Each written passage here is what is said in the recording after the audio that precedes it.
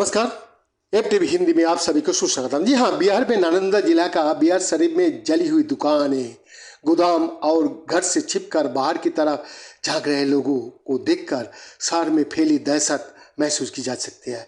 वहाँ की वीरान सड़कें ठीक 3 साल पुराने कोविड लॉकडाउन की याद दिला रही थी, लेकिन भारी पुलिस बल और पैरामिलिट्री की तैनाती के बीच बार बार गुजर रही पुलिस और प्रशासन की गाड़ियाँ हालत को वहिया करने के लिए काफ़ी थी। यह सड़कों पर आम लोग तो नजर नहीं आ रहे थे, लेकिन एक दो लोग कहीं कहीं किसी जरूरी काम से घर से बाहर जरूर दिख रहे थे। दरअसल यहाँ पुलिस लगातार ऐलान कर रहा है कि लोग बिना किसी वजह से घर से ना निकले। बिहार की राजधानी पटना से करीब 70 किलोमीटर दूर मौजूद बिहार शरीफ नालंदा जिला का मुख्यालय है। वहाँ का आबादी करीब 3.5 लाख मानी जाती है, जिसमें मुस्लिम आबादी भी करीब 30 से 35% है। रामनवमी की शोभा यात्रा के दौरान बिहार शरीफ में भड़की हिंसा में अब तक एक व्यक्ति का मौत हो चुकी है, जबकि कई लोग घायल हैं। इस हिंसा में लाखों की संपत्ति भी जलकर खाक हो चुकी है और अब भी कुछ दुकानों से निकलता धुआं देखा जा सकता है। यहाँ सांप्रदायिक उन्माद में एक मदरसे की लाइब्रेरी को भी आग के हवाले कर दिया गया और दूसरे समुदाय ने पुस्तकों को एक गोदाम में आग लगा दी। इस आगजनी के कारण कई वैश्य और ऐतिहासिक पुस्तक जलकर खाक हो गया। बिहार शरीफ राज्य के मुख्यमंत्री नीतीश कुमार का गृह जिला भी है। बिहार शरीफ का परंपरा रही है कि यहाँ रामनवमी का मुख्य शोभा यात्रा दशमी के दिन निकाली जाती है, यानी रामनवमी का दूसरे दिन। लेकिन इस बार शोभा यात्रा के बाद जो हिंसा भड़की है, उसके बाद से यहाँ हालात तनावपूर्ण बनी हुई है। शुक्रवार को रामनवमी की शोभा यात्रा के दौरान दो समुदाय के बीच हिंसक झड़पें हुई थी। ये हिंसा शनिवार रात एक बार फिर से भड़क उठी थी। ताजा हालत यह है, बिहार शरीफ में हिंसा रोकने के लिए इलाका में इंटरनेट सेवा पूरी तरह से बंद कर दी गई है और लोगों से घरों में रहने की अपील की जा रही है। यहाँ शुक्रवार से धारा 144 लागू कर दी गई है ताकि कहीं भी भीड़ ना जुट सके। बिहार शरीफ में शुक्रवार को दो समुदाय के बीच नारेबाजी के बाद हिंसक झड़पें हुई थी।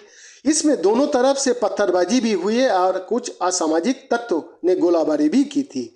पुलिस ने शुक्रवार की हिंसा के आरोप में करीब 30 लोगों को गिरफ्तार भी किया है, लेकिन शनिवार शाम को यहाँ और भी बड़ी हिंसा हुई, जिसमें एक व्यक्ति का मौत हो गया। रविवार को भारी पुलिस बल और अर्धसैनिक बलों की मौजूदगी में यहाँ हालात पर काबू पाने की कोशिश की गई है।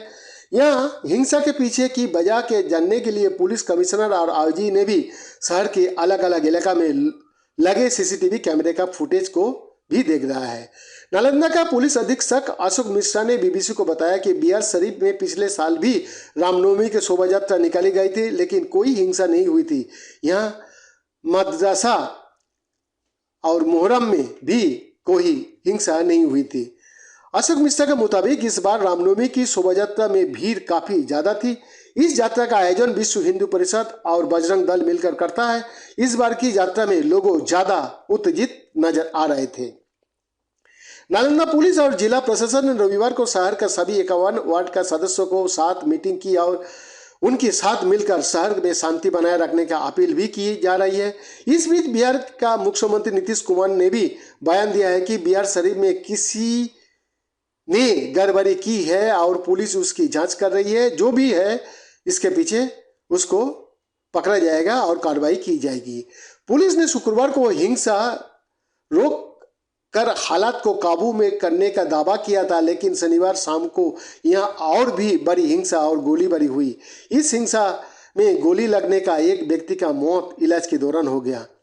रविवार को भारी पुलिस बल और अर्धसैनिक बलों की मौजूदगी में यहाँ हिंसा पर काबू पाने की कोशिश की गई, लेकिन शहर का माहौल तनावग्रस्त है और आम लोग डर की वजह से घर में बंद है। शुक्रवार से ही इलाका में 144 धारा लगा दी गई। इस बीच पुलिस के मुताबिक उसने इस हिंसा में शामिल करीब 80 उपद्रवियों को गिरफ्तार किया है। बिहार शरीफ में रामनवमी का शोभा यात्रा के लिए अलग अलग मोहल्ला को झांकियां समूह कल्याण केंद्रों का स्टेडियम तक आती है।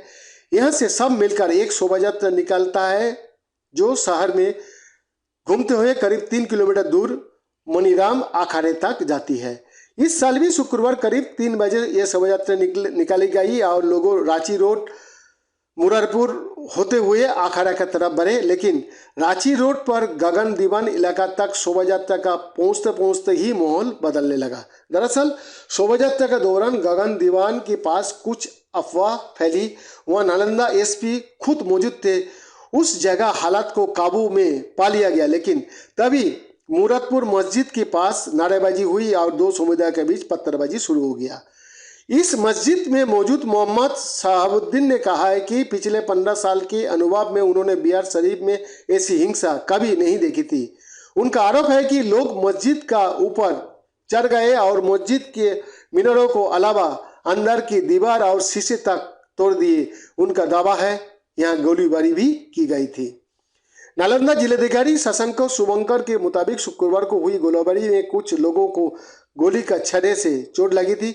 इसी मस्जिद के ठीक पीछे एक मदरसा है जो 1910 में बना था और इसे 1930 में सरकार ने मान्यता दे दी। इस मदरसा अजीजिया में भी तोड़फोड़ और आगजनी की निशानी आसानी से देखी जा सकती है। इस मदरसे में बच्चे के पढ़ने का क्लासरूम को आग के हवाले कर दिया गया। पंखे, बिजली के तार सब कुछ तबाह हो चुका है। वही नहीं, इस उपद्रव में मदरसा का क्लासरूम की दीवारों तक की तोड़ने का कोशिश हुई। लेकिन यह हुई हिंसा का सबसे बड़े नुकसान हुआ मौजूद कोई ऐतिहासिक किताबों को आग का हवाले कर दे दिया गया। स्थानीय वकील मोहम्मद सरफराज मालिक के मुताबिक इसमें अरबी और फारसी का कई वैश्य कीमती किताबों थी जो जलकर राख हो चुकी है। इनमें से कई सैकड़ों साल पुरानी दुर्लभ किताब भी थी। मस्जिद और मदरसा पर शुरू हुए हिंसा को जब तक पुलिस संभालती तभी ये शहर का कई इलाका में फैलने लगी। इसी इलाका में लहरी थाना क्षेत्र में ही जूते और चप्पलों की एक दुकान को आग का हवाला कर दिया गया। इसी दुकान का ठीक सामने एक दवा दुकान पर हमारी मुलाकात बीकी नाम का एक युवक से हुई। उनका कहना है कि गगन दीवान में सबसे पहले हंगामा शुरू हुआ और उसके बाद ये हिंसा फैलती गई और उसी हिंसा के सामने जूते चप्पल की दुकान में भी आग लगा दी गई। गगन दीवान में क्या हुआ था ये जानने के लिए हमें आगे बढ़े तो लहरी थाना से थोड़ी ही दूर पर एक दुकान से धुआं निकलता दिखा। दरअसल ये एक टायर की दुकान थी। यह लगी आग ने बगल के एक ड्राई क्लीन का दुकान का एक हिस्से को भी अपने चपेट में ले लिया था। थोड़ी देर में यहाँ दमकल विभाग की एक छोटी सी गाड़ी आई और उसने दुकान की आग पर पूरी तरह काबू पा लिया। इलाका में सड़क पर जहाँ जहाँ हिंसा का निशान मौजूद थे वहाँ से आगे बढ़ते हुए हम गगन दीवान इलाका पहुँचे। वहाँ हमें अरुण कुमार मेहता मिला जो इलाका के प्रोमिला कॉम्प्लेक्स का मालिक है, जहाँ कई दुकान और गोदाम बने हुए हैं। प्रोमिला कॉम्प्लेक्स में भी शुक्रवार को बड़ी हिंसा और आगजनी की गई थी। वहाँ हार्डवेयर की एक दुकान पर जमकर तोड़फोड़ की गई और फिर इस कॉम्प्लेक्स में मौजूद कई दुकानों को आग के हवाले कर दिया गया। इस जगह में हुए हिंसा में अरुण कुमार की एक कार और 3 ई रिक्शा पूरी तरह जलकर राख हो गया, जबकि किताब का एक थोक विक्रेता का गोदाम में आग लगा दी गई।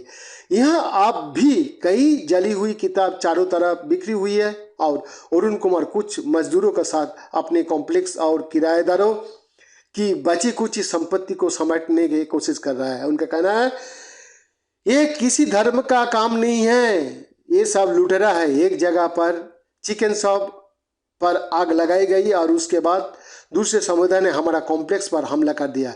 यहाँ दीवारों को तोड़कर दुकान को अंदर आग लगाई गई। इसी कॉम्प्लेक्स में हमें कई जली हुई किताब दिखी। इनमें अंग्रेजी, हिंदी, अरबी और फारसी का भी किताब थी। हालांकि पुलिस ने शुक्रवार को फैली हिंसा और उपद्रव को काबू में कर लेने का दावा किया था और शनिवार दोपहर तक बिहार शरीफ में हालात काबू में दिख रहा था, लेकिन शनिवार को ही कई इलाका में फिर से हिंसा शुरू हो गई। इस दौरान भी दोनों समुदाय के बीच नारेबाजी और पत्थरबाजी हुई। स्थानीय पुलिस अधीक्षक के मुताबिक शनिवार को हुई गोलाबारी में एक व्यक्ति का मौत का इलाज के दौरान मौत हो गया। बैद्यनाथ दास का report, FTV Hindi, Delhi, India.